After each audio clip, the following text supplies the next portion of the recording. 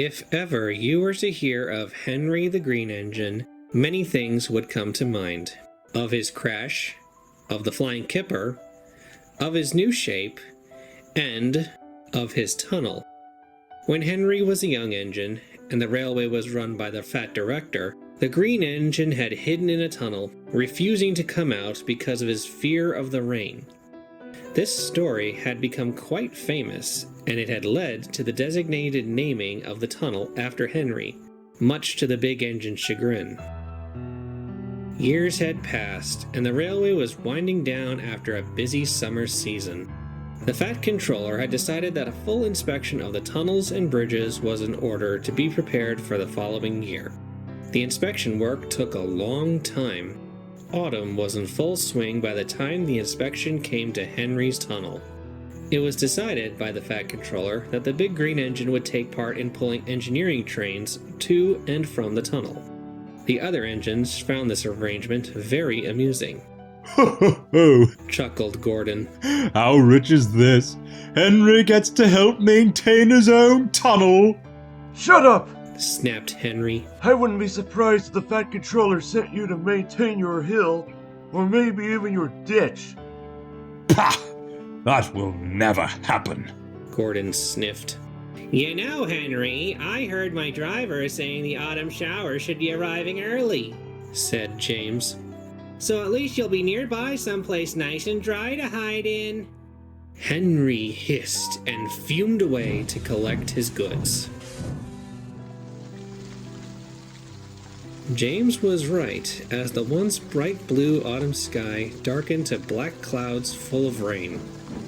Henry found himself sometimes wondering about taking James's advice to park himself inside his tunnel.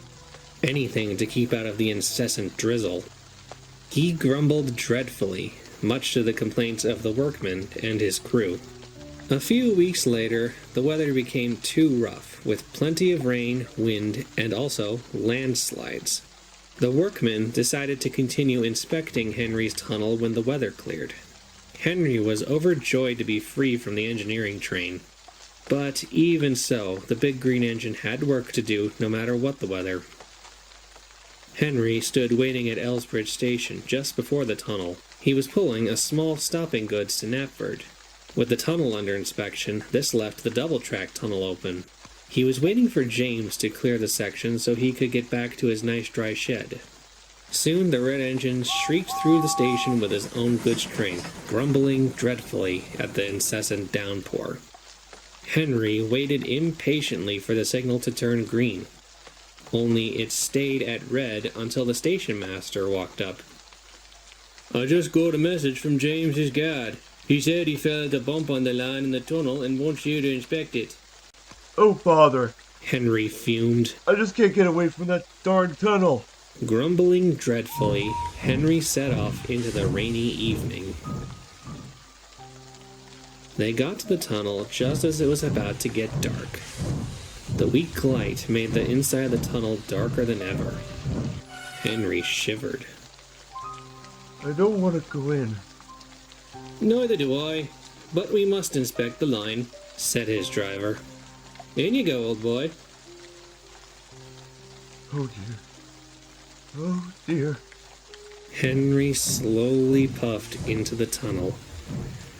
As he left the driving wind and rain, it seemed to get colder inside the tunnel.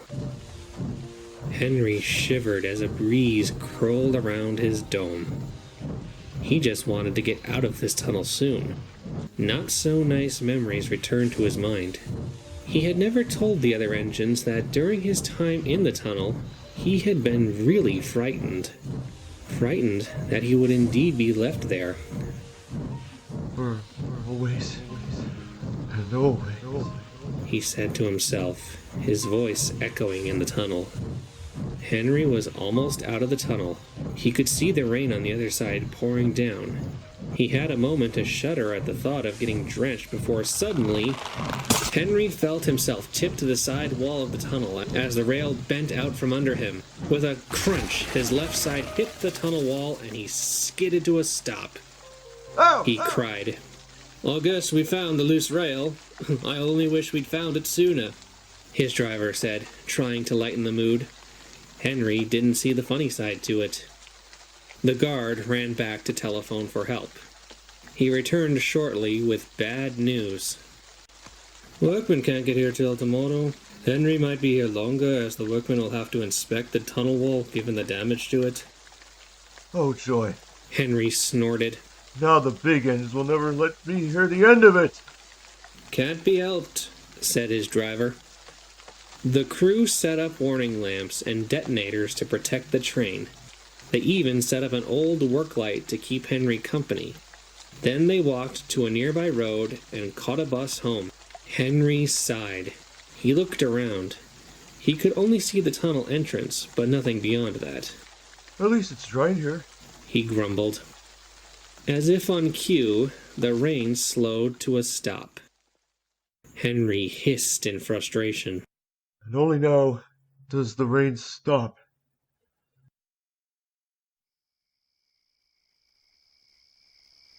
As the night wore on, the temperature dropped. The damp air became heavier and turned into mist, then into thick fog. Soon, Henry couldn't see anything outside the mouth of the tunnel. It just ended in a dark gray wall illuminated by the work light. He began to wish the light was turned off. Every shadow and sound became very eerie. Henry gulped nervously. I should get some sleep. He thought. It'll be tomorrow soon. I'll be back at Tinmouth in no time. So Henry closed his eyes and tried to fall asleep. However, he found sleep didn't come easily. The big green engine grumbled to himself as he tried time and time again to drift off. Oh, bother. This wretched weather. Hello? Henry blinked and quickly looked around. He thought he had heard something. A voice of some kind. Hello? Is someone there? Oh, for goodness sakes. I need to get some sleep. He closed his eyes again and just sat quietly to let his mind drift off. Hello? Henry's eyes snapped open. That time he was certain he'd heard something. Hello? Who's there? Botheration.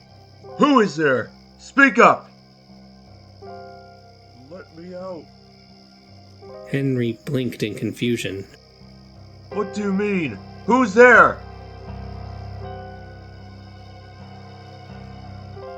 Oh, this is just ridiculous. Whoever is there, answer me! Better keep out of the rain, Henry. It'll spoil your paint. Henry jumped as another voice spoke closer to him. He looked to his right, only to see part of an engine's tender. He blinked a few times, but the blue paint was unmistakable. He didn't know how this engine could have gotten here without him realizing it, and it didn't sound like Edward or Gordon. Ah! How? How did you get there? Who are you? The engine just chuckled. I've always been here, Henry. It seems you took my advice to heart and found a nice dry tunnel to stop in. I did not. This was an accident. Henry said, getting frustrated. Now, who are you? It's the only place for a failure like you, Henry. What? Who are you calling a failure? Now the rain won't turn you into a pile of rust who's always moaning about how dreadful he feels. You'll be preserved forever, a failed engine hybrid. Henry just stared. Whoever this engine was, they seemed to talk about him as if he was still in his old shape. I am not a hybrid anymore. I'm fixed. The Fat Controller... The Fat Director wanted an Atlantic, Henry, but instead he got you. We all know that. But it wasn't some seller who cheated the railway. It was you. All you. You knew if you stayed at your workshop, they would scrap you for parts. So you ran away here, cheated the Fat Director out of a lot of money, and became a burden. Now you can stay here in this nice dry tunnel and never have to move again. Such a selfish engine. You shut up! That's not true! A selfish engine. But at least now you are nice and dry. Because, Henry, if you get wet, you get rusty. Rust never sleeps. It eats away at you, slowly until one day you suddenly collapse and fall apart. But not now. Not here. Your green paint and red stripes will remain perfect forever in this nice dark tunnel for always. And always. Hey! Come back! Where are you going? How do you know so much about me? Then the engine just puffed away, silently into the darkness of the tunnel. Henry couldn't help but ponder those words as they rattled in his smoke box. He had been told about rain, and how it caused engines to rust, and he did want to remain functional back in the day. Then he heard the voices coming back. They were louder and more clear this time. Henry recognized where they were coming from. Outside, from the other tunnel, and the voice was his own. Slowly, another voice could be heard. We shall pull you out. 1, 2, 3, pull! No, I shall not ruin my paint for you. It will begin again soon. And what will become of my paint then? Henry closed his eyes, trying to ignore the voices, as if they were just in his smoke box. But they continued, becoming louder and louder. I'm not gonna ruin my paint for you. Then we shall take away your rails and leave you here for always and always and always and always. Forever. No, sir, please. No, Henry. You want to stay in the tunnel? Then you shall stay here. Selfish engine. Scrap engine. You are a bad engine. Please, sir, let me out. My doctor has forbidden me to push. I want to come out. Such a selfish engine. I don't want to be scrapped. Please, let me out. Selfish. Lazy engine. For always and always and always. Forever and ever. Always. Please, let me out. Let me out. Selfish. Rust never sleeps. Fall apart. I'll be good. I'll be really useful. I'll pull any train. I'll do anything you ask. I won't complain. Please, sir, give me another chance. Let me out. Let me out. Please, sir. I'll behave. I won't do it again. Please, just let me out. Henry screamed. He didn't care if these voices were in his mind. He just couldn't take it anymore. Stop it. Stop it. Stop it, please. Just stop.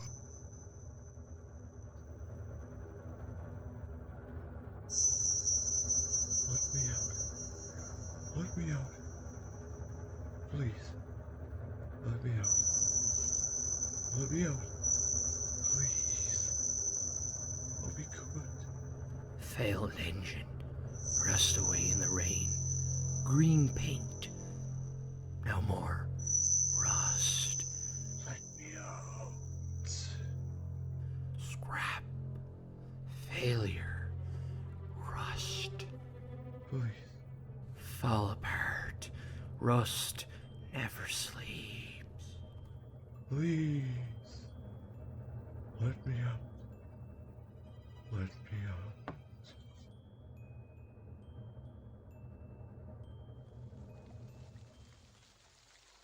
Henry? Henry!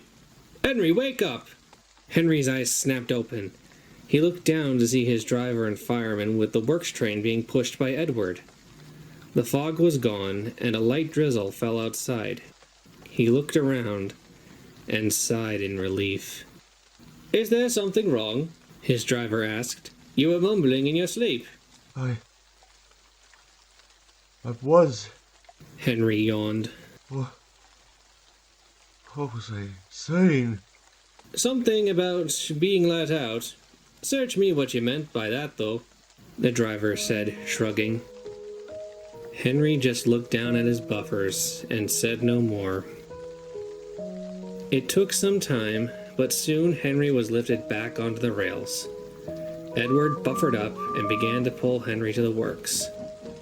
Edward noticed the downcast expression on the green engine's face. Dear me, Henry, what's wrong? He asked. Henry said nothing. He wasn't sure what to say. What could he even say? That he had had a bad dream? But it had felt so real. It couldn't have been a dream. Could it? Finally, Edward said, I see. If you ever want to talk about it, you know I'm always here to lend you a listening ear. Henry said nothing, and the two puffed all the way to the works as the rain drizzled down from the sky.